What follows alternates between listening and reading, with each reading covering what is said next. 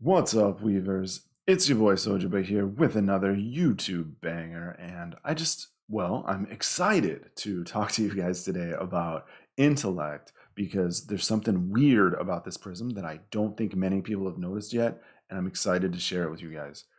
Basically, it has to do with board wipes, but before I explain exactly what it is, I need to kind of explain something about Skyweaver in general, maybe for those who aren't super familiar with the game, and why board wipes in particular are a bit unorthodox in this one. So, because Skyweaver is a game where you can't put multiple copies of a card in your deck, it's one ofs and one ofs only. Every prism has to get multiple versions of board wipes. They can't just have one volcanic potion or one frigid blizzard, because then there just wouldn't be enough reliability in drawing that one card. Instead, in Skyweaver, you have multiple board wipes that all have slight variations, but kind of do the same thing. That way, you can get a board wipe more reliably than if you just had one singular board wipe. And all this goes back to what I was saying about how you can't put multiple copies in the of the card in the deck. That being said, it's not surprising then that we find every prism has a shit ton of board wipes. We're talking 6, 7 different versions of a board wipe at all different stages in the mana ladder, so to speak. So,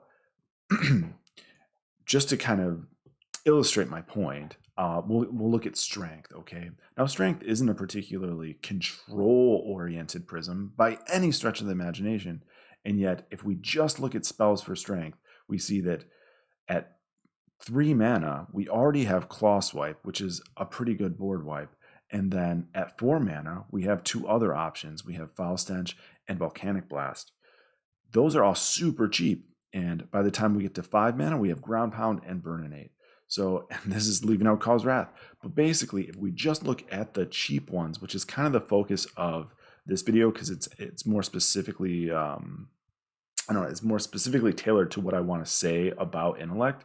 If you just look at the cheap ones, so let's say 1 through 4 mana, we already have, I think it's 4 board wipes or pseudo board wipes. We have Claw Swipe, we have Foul Stench, we have Volcanic Blast, and what was the last one? Maybe that was it. So this one maybe has 3.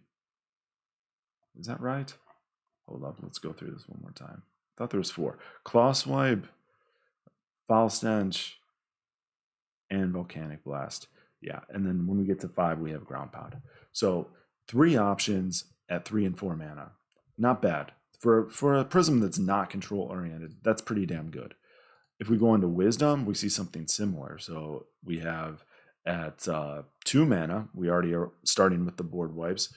Whelm, which is kind of a board wipe. Then we have Waterline at 3, Ill Will at 4, and Salvage, which is a pseudo board wipe, and then Seal of Doom, which is one of the strongest board wipes, especially cheap board wipes in the game at 4 mana. So if we count that up, we're looking at 1, 2, 3, 4 board wipes again by the time we even get to 5 mana and things like Doomsday.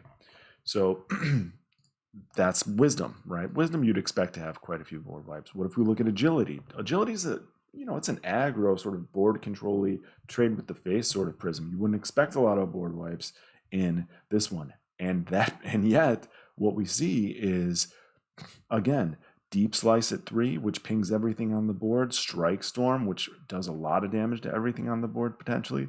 Clapback, which basically clears 3 things on the board. Might as well call it Hell of Arrows at 4.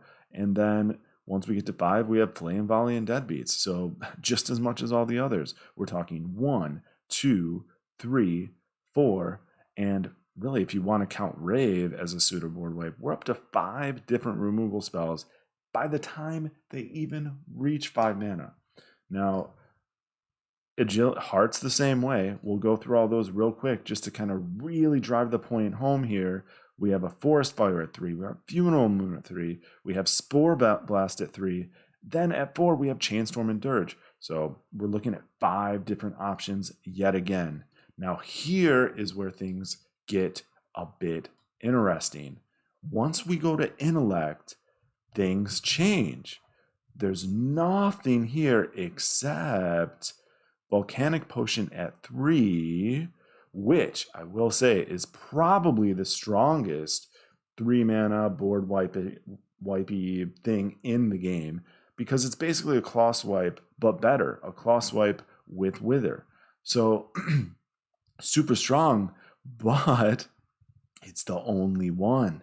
We go through 3 mana, it's the only board wipey thing.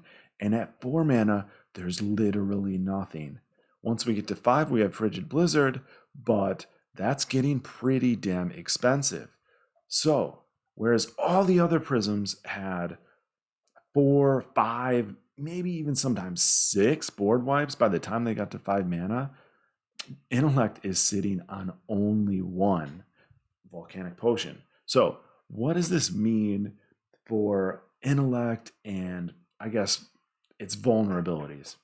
Well, the initial thought would be, oh gosh, Intellect is probably vulnerable then to a really wide board state. If the opponent can manage to get a lot of units out, maybe cheap tokens, out on the board early, then they can overrun Intellect. And that's definitely true to a large extent. I'm not saying that Intellect can't mitigate those problems by playing smarter. If you're a player who's aware of this weakness in Intellect, you can definitely do a lot to prevent yourself falling victim to a wide board state. But it does mean that Intellect inherently is going to be a bit more swingy, a bit more snowbally, either in a positive sense or in a negative sense than a lot of the other prisms, in particular in something like Discovery, where you can't build a deck around this vulnerability. But I will say that if you're someone who's intent on playing Intellect, then the way that you might consider trying to guard yourself against a wide board state is, well, you have a couple of options, honestly. The first is probably to really focus on your Zap units. So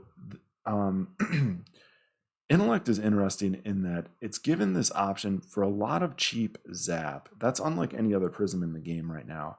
And I do think the reason it happened this way is because it needs these Zaps to ping down small units that might be going wide on it early in the game.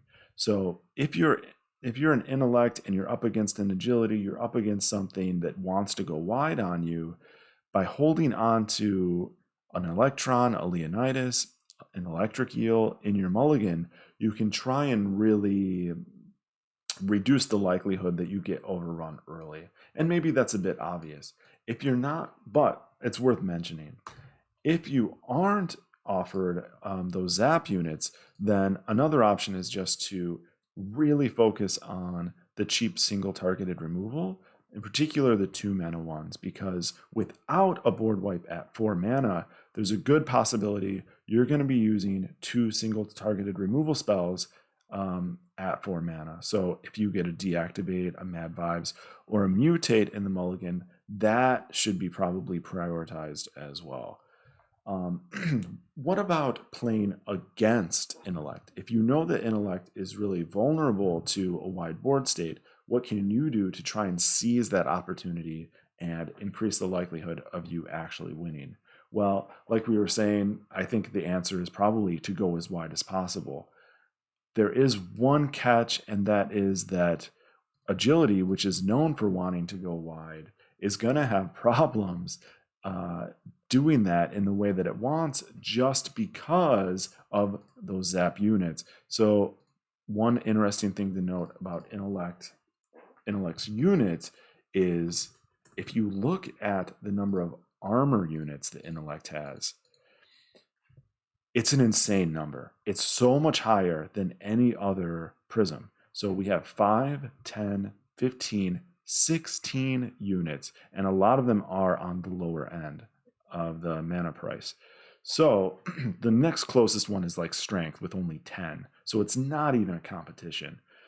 Because armor is so difficult for agility, namely because agility wants to clear with its face, and that's really hard to do if your units have armor, or if the opponent's units have armor. Um, it actually means that intellect has a good matchup against agility, in my opinion. But most of the other prisms that don't have quite as much issue with armor. Now, of course, armor is always a really strong feature, regardless of what prism we're talking about. But but basically, yeah, any prism that's up against intellect wants to try and go wide. They need to not be afraid to go wide because it's going to be expensive, and really they're going to have to be a bit lucky even for, if intellect wants to answer it.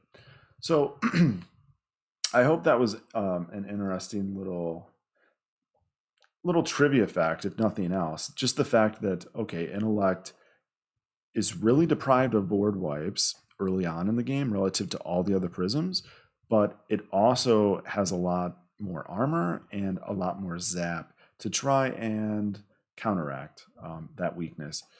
One other thing I'll note is I would not be surprised. I would not be surprised at all if the next batch of cards that come out, the next expansion or mini expansion or whatever, does actually reveal an intellect card, and that intellect card is a cheap board wipe. Basically, like its own version of its own version of maybe it'll be a 4-mana foul stench, or probably not with wither because it already has the volcanic potion, but something like a 4-mana volcanic blast type of thing, or 4-mana even ground pound type of thing. Something for 4-mana that negatively affects everything on the opponent's board. That's a card that's coming down the pike sooner or later. I'm putting in the prediction now. When exactly it's going to be released is anyone's guess. But if it comes out this next batch of cards, I hope you guys remember this video and remember that I predicted it. All right, with that, guys, I guess I'm going to check out, but thanks for tuning in. I hope you guys found this video useful. If you did, like the video and do all that stuff. Hopefully I'm going to be uploading more of this type of stuff. I really like doing this type of analysis. It's fun for me. So if you guys like it, let me know in the comments. Tell me if you agree with this assessment, or if you don't. I'd be interested to hear your guys' thoughts as well. Thanks again, guys, for tuning in, and catch you around. See you around.